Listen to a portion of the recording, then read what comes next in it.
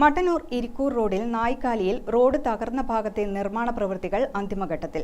പുഴയിലേക്ക് തകർന്ന റോഡിന് സംരക്ഷണ ഭിത്തി ഉൾപ്പെടെ നിർമ്മിച്ചാണ് പ്രവൃത്തി നടക്കുന്നത്. എന്നാൽ മഴ പെയ്താൽ വീണ്ടും പ്രവൃത്തി നീളുമോ എന്ന ആശങ്കയിലാണ് ജനങ്ങൾ. വർഷം 7 കഴിഞ്ഞു ഇതുവഴിയുള്ള ദുരിതയാത്ര തുടങ്ങിയിട്ട്. ഒരു പ്രളയകാലം റോഡിന്റെ ഒരു വശമാകെ പുഴയ്ക്കൊപ്പം ഒഴുകി.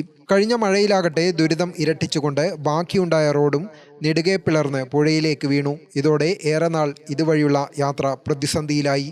തുടർന്ന് പിളർന്നു മാറിയ ഭാഗത്ത് കല്ലും മണ്ണുമിട്ട് നിറച്ച് ചെറുവാഹനങ്ങളെ മാത്രം കടത്തിവിടുകയായിരുന്നു.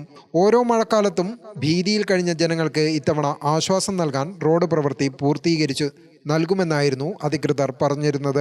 ഇപ്പോഴും പ്രവൃത്തി നടക്കുന്നുണ്ട്. പുഴയോരത്ത് പ്രത്യേകം ഭിത്തി നിർമ്മിച്ച് പിന്നീട് ചെരിച്ച് കരിങ്കൽ കെട്ട്, അത് കഴിഞ്ഞ് വീണ്ടും ഗാബിയോൺ ഭിത്തി. ഈ ഭിത്തിക്കുള്ളിൽ റോഡിന്റെ തകർന്ന ഭാഗത്ത് നിന്നും ഭിത്തി വരെ പാളികളാക്കി പ്രത്യേക മെറ്റീരിയലുകൾ വിരിച്ച് മണ്ണിട്ട് നിറക്കുന്നു. പുഴയോട് ചേർന്ന ഭാഗത്ത് മണ്ണൊലിപ്പ് തടയാനുൾപ്പെടെ പ്രത്യേക ചെടികൾ നട്ടുപിടിപ്പിച്ചിട്ടുമുണ്ട്.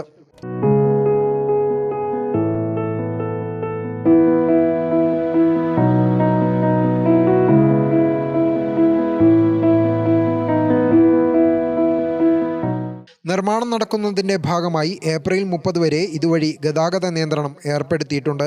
എങ്കിലും ഇടയ്ക്കുള്ള മഴ പ്രവൃത്തിയെ ബാധിക്കുമോ എന്ന ആശങ്കയുമുണ്ട്.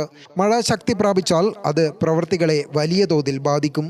എത്രയും പെട്ടെന്ന് പ്രവൃത്തി പൂർത്തീകരിച്ച് ഗതാഗത യോഗ്യമാക്കണമെന്നാണ് നാട്ടുകാരുടെ ആവശ്യം. ഗ്രാമിക ന്യൂസ്, മട്ടന്നൂർ.